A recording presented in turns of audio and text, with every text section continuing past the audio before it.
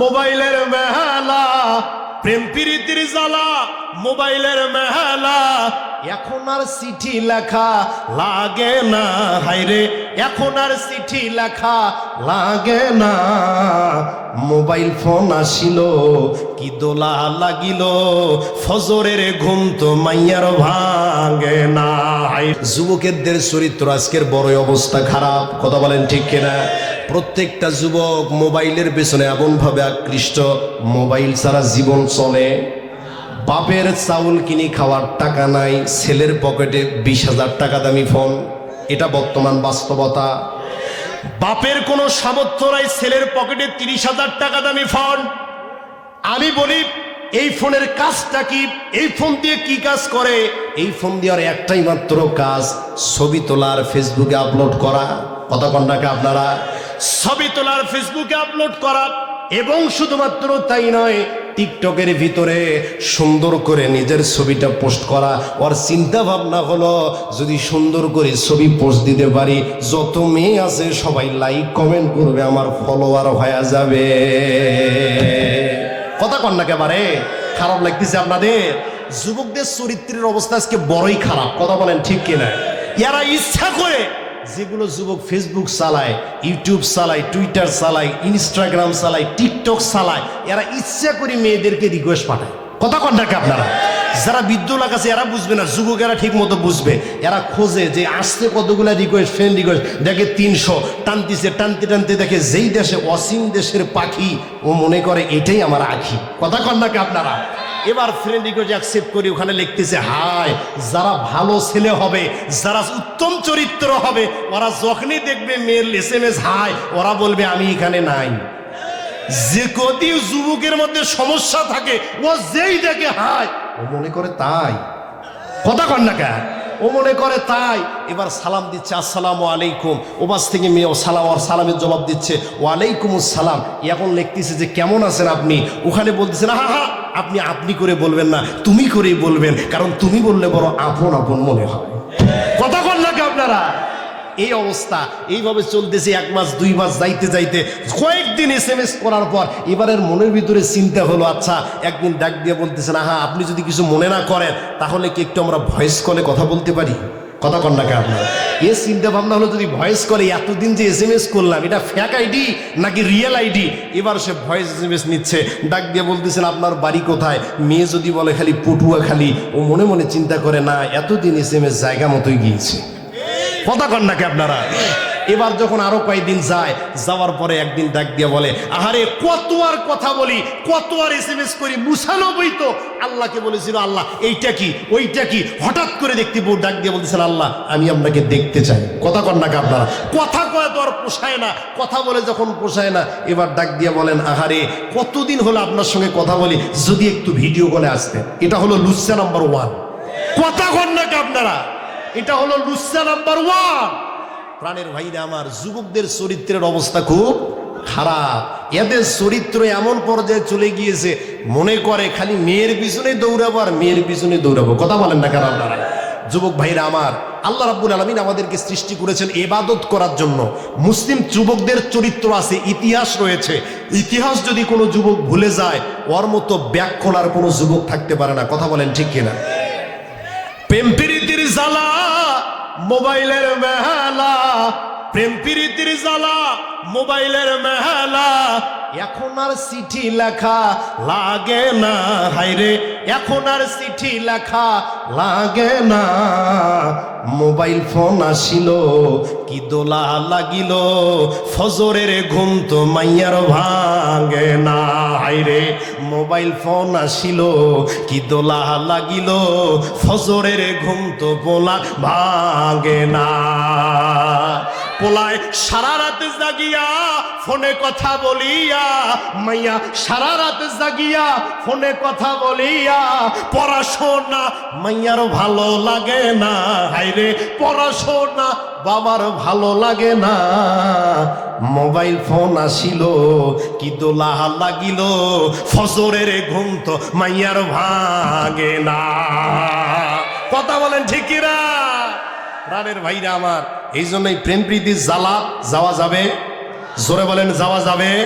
আল্লাহ রাসূল সাল্লাল্লাহু আলাইহি ওয়াসাল্লাম বলেন যে আমার ওফাতের পরে এমন কোনো ফিতনা রেখে গেলাম না যে ফিতনা পুরুষদের জন্য ক্ষতিকারক হতে পারে একটা মাত্র জিনিস ছাড়া, সেটা হলো নারী।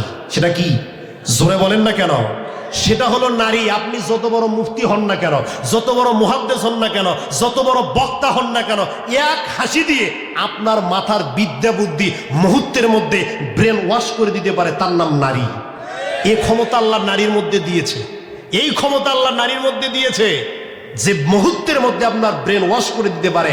প্রাণের ভাইরা আমার, যুবক ভাইরা আমার, এই জন্য খবরদার এই সমস্ত কাজ করা যাবে? জোরে বলেন যাবে? তাহলে যুবকেরা বলতে পারে হুজুর আমরা তো আল্লাহর নবীকে মডেল অনুসরণ করব, আল্লাহর নবীকে অনুসরণ করব, আল্লাহর নবীকে আদর্শ হিসেবে গ্রহণ করব। আমার মা বোনেরা আছে, তাদের জন্য কিছু ওয়াজ করা দরকার, যদিও তারা নাই এখন সরকার। কথা বলেন ঠিক কিনা? মা বোনদের জন্য কিছু আলোচনা করা দরকার। মা বোনেরা বলতে পারে আহারে গাইবান্ধা থেকে হুজুর আসলো, সারাক্ষণ ওয়াজ বললো কিন্তু আমাদের জন্য ওয়াজ করলো না, তা হবে না। মা বোনেরা বলতে পারে হুজুর পুরুষ মানুষের আল্লাহর নবীকে অনুসরণ করবে, আমরা কাদেরকে অনুসরণ করব? এই প্রশ্ন যদি কোনো মা করে, এই প্রশ্ন যদি কোনো মা বোন করে, তাহলে আমি বলতে চাই আপনারা অনুসরণ করবেন খাদিজা রাদিয়াল্লাহু তাআলা আনহা, আপনি অনুসরণ করবেন আয়েশা রাদিয়াল্লাহু তাআলা আনহা, আপনি অনুসরণ করবেন আম্মা জান ফাতেমা। কারণ হলো আল্লাহ রাব্বুল আলামিন এই নারীগুলোর ভিতরে মুসলিম নারীর চরিত্র এবং মুসলিম নারীর আদর্শ ফুটিয়ে তুলেছে। প্রাণের ভাইরা আমার, আজকের মা বোনদের পর্দার ব্যাপারে কি ওয়াজ করব? পর্দার ওয়াজ করতে করতে বাংলাদেশে অনেক বক্তা মারা গিয়েছে, আর বড় বাংলাদেশে পর্দা কায়েম হয় নাই। এখন তো মানুষ পর্দা করে ফ্যাশন শো করার জন্য। কথা বলেন ঠিক কিনা? বোরকার নিয়ম হচ্ছে কালো বোরকা, ঢিলে ঢালা বোরকা, কিন্তু বর্তমানে হাইরে এত সুন্দর বোরকা। সেই দিন এক স্টেশনে ওয়াজ করতে নামছি, খেয়াল করেন, স্টেশনে নেমেছি ওয়াজ করার জন্য, জয়পুরহাট বগুড়াতে যখন নামলাম, নামার পরে হঠাৎ করে দেখলাম একটা মেয়ে যাইতেছে, এক পা যখন দেয় 7টা রং দেখা যায়। কয়টা? জোরে বলেন না কেন, কয়টা? এক পা যখন দেয় 7টা রং দেখা যায়, আর এক পা যখন দেয় তখন আলাদা 7টা রং দেখা যায়। আমার সঙ্গে যে সফর সঙ্গী, ও এখন আমাকে ডাক দিয়ে বলেন হুজুর এ কি 7টা পোশাক পরছে নাকি 7 রঙের? বলে না, 7 রঙের পোশাক পরে নাই, এক বোরকার মধ্যেই 7 রং। কয় রং? এমন বোরকা পরে যে বোরকা বললে আরো যুবকদের আকর্ষণ বাড়ে। কথা বলেন ঠিক কিনা? আল্লাহ রাব্বুল আলামিন বলেছেন ওয়ালা তাবাররুজনা তাবাররুজাল জাহিলিয়াতিন উলা। ওমা, আমি আপনাকে এখানে অপমান করতে আসি নাই, আপনাকে অপদস্থ করতে আসি নাই। আমি আপনার মতো মায়ের একজন সন্তান, আমারও আপনার মতো একটা বোন আছে বাড়িতে। আল্লাহ রাব্বুল আলামিন আপনাকে পর্দার বিধান দিয়েছেন। আজকে বাংলাদেশের ধর্ষণ কমলো না। আহারে, স্বাধীনতার বয়স পেরিয়ে আজকে আমরা 54-55 বছরে পা দিলাম, এরপরও বাংলাদেশের ধর্ষণ কমলো না, বাংলাদেশের রাহাজানি কমলো না, ইফটিজিং কমলো না। কিন্তু একটা বিষয় আপনারা খেয়াল করে দেখেন, কোনো পর্দাওয়ালা মা বোনের উপরে আজ পর্যন্ত এসিড নিক্ষেপ হয় না। এসিড নিক্ষেপ হয়েছে তাদের উপর যারা একটা ছেড়ে আর একটার কাছে দৌড়ায়। কথা বলেন না কেন আপনারা? আপনার তো গ্রামের মানুষ, কম বুঝবেন, কিন্তু যে যুবকেরা ঢাকাতে থাকে, ইউনিভার্সিটিতে থাকে, আমরা যখন ক্লাস করার জন্য ক্যাম্পাসে যাই, ওই ক্যাম্পাসে যখন আপনি যাবেন দেখবেন অবস্থাটা কি, পুরো আপনার মাথা খারাপ হয়ে যাবে। আপনি কতক্ষণ নিজের চোখকে কন্ট্রোল করতে রাখতে পারবেন? এই অবস্থাগুলো পর্দার বিধান নয়। এসিড নিক্ষেপ করে কারা? এসিড নিক্ষেপ হয় তাদের উপর যারা একটা ছেলে ছেড়ে আর একটার পেছনে দৌড়ায়, একটার সাথেও কথা বলে, আবার আর একটার সাথেও লাইন মারে। যখনই দেখে সমস্যা তখন এসিড নিক্ষেপ করে। কথা বলেন ঠিক কিনা? অনেক মা বোনেরা আছে যারা জিন্সের শার্ট প্যান্ট পরে রাস্তায় হাঁটে আর মনে করে হামকি হনুরে। কথা বলেন না কেন? মনে করে হামকি হনুরে। আসলে মা, আমি আপনাকে বলতেছি আপনি কিছুই হতে পারেন নাই। কারণ হলো যুবক ভাইরা আমার, খেয়াল করে দেখো, স্বর্ণ, গোল্ড অথবা ডায়মন্ড যদি আপনি কিনতে যান, এগুলো রাস্তার ফুটপাতে পাওয়া যায় না। কথা বলেন না কেন? এগুলো আপনি গুলিস্তানে পাবেন না, রাস্তার ফুটপাতে পাবেন না। এগুলো যদি আপনি কিনতে যান, যমুনা ফিউচার পার্কে যাওয়া লাগবে, বসুন্ধরা যাওয়া লাগবে, এবং আপনাদের পার্বতীপুর গিয়ে দেখবেন বাজারের ভিতরে, কাচের ভিতরে, সুন্দর প্রোটেকশনের ভিতরে রাখা আছে, নাম লেখা আছে গোল্ড। যদি ওইটা নিতে চান আপনাকে মোটা অঙ্কের টাকা দিতে হবে। কথা বলেন ঠিক কিনা?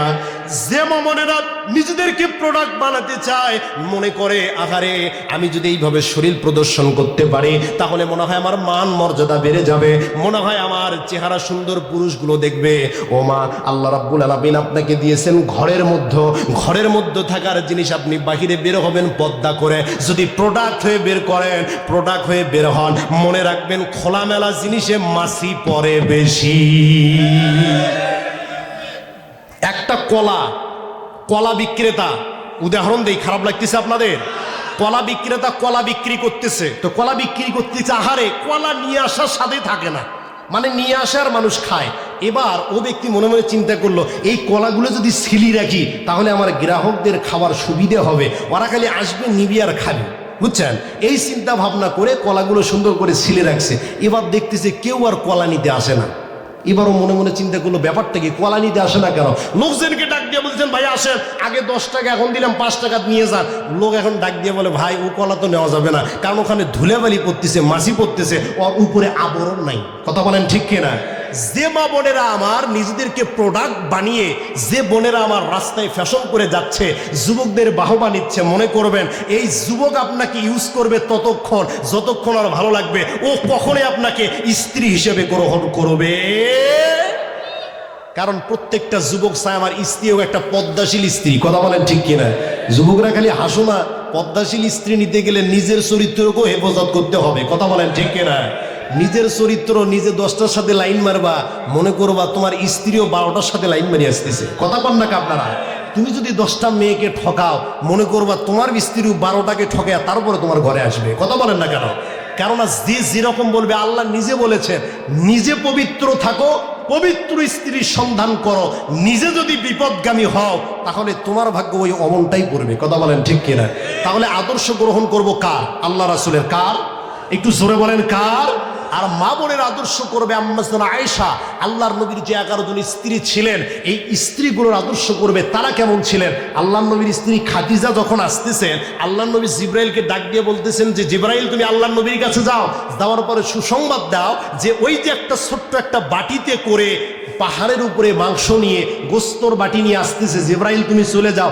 যাওয়ার পর আল্লাহর নবীকে বলো যে আল্লাহ রাব্বুল আলামিন খাদিজাকে সালাম জানিয়ে দিয়েছে। সুবহানাল্লাহ পড়ে। প্রাণের ভাইরা আমার, যে মা বোনের আজকে স্টেজে আছেন, আল্লাহ আপনাদেরকে সালাম জানে যে সম্মান আপনাদের অনেক, আপনাদের সম্মান আপনাদেরকেই হেফাজত করতে হবে। কথা বলেন ঠিক না ভাই? ঠিক।